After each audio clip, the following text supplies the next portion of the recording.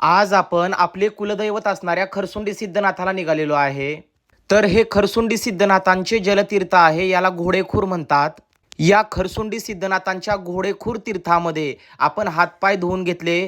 त्यानंतर शरीर शुद्धी करून आपण देवांचे दर्शन घेऊन पुढील दर्शनासाठी निघालो. गोडी खूर बर, गोडीच्या पावलातलं पाणी आहे. देवाच्या दर्शनला काय पाणी आले जोगेश्वरी. बर, ही सिद्धनाथ सिद्धनाथ. हा मग इकडे जकाय आहे. हा. मग जकायला भेटायला जात होता बर बर. सिद्धनाथ घोड्यावर बसून. हा. मग ती म्हणली असं जायचं नाही म्हणली.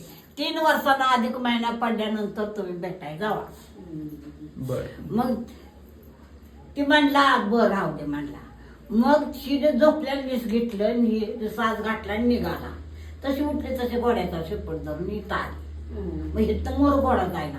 मग इथं दोघं बी गुप्त झाले. घोडा खेचताना पुन्हा पडेल मंदिर आहे तर असा 11 लिंग निघाले. तिची ओटी सांगली आणि त्या जाळी टाकल्या का नाही त्या कुंडात दोघं बी गुप्त झाले. बसले स्वप्नात गेली की आणि अमुक जाग्याला गुप्त आम्हाला वर काढा. मग तिने मंदिर बांधलं. ती मूर्ती काढली.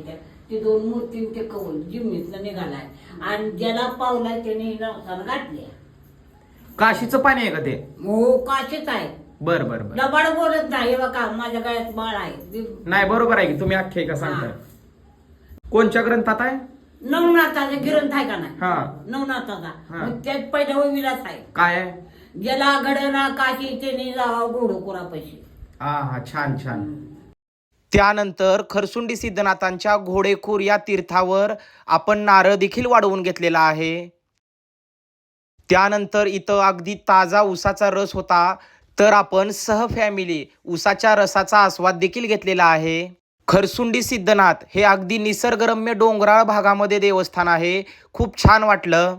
तिथे वाटेमध्येच आपल्याला या वयस्कर आजी भेटल्या. यांना गाडी मिळत नव्हती तर त्यांनी आपल्याला पुढे सोडता का असं विचारलं.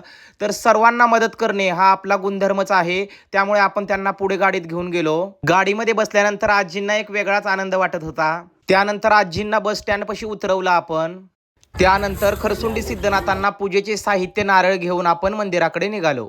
इथे खरसुंडी सिद्धनाथांसाठी पेढे देखील घेतलेले आहेत आपण. प्रवेशद्वारातून आत जाताच खरसुंडी सिद्धनाथांच्या कळसाचे दर्शन झाले. खूप मनाला समाधान वाटले. आज रविवारमुळे गर्दी खूप होती.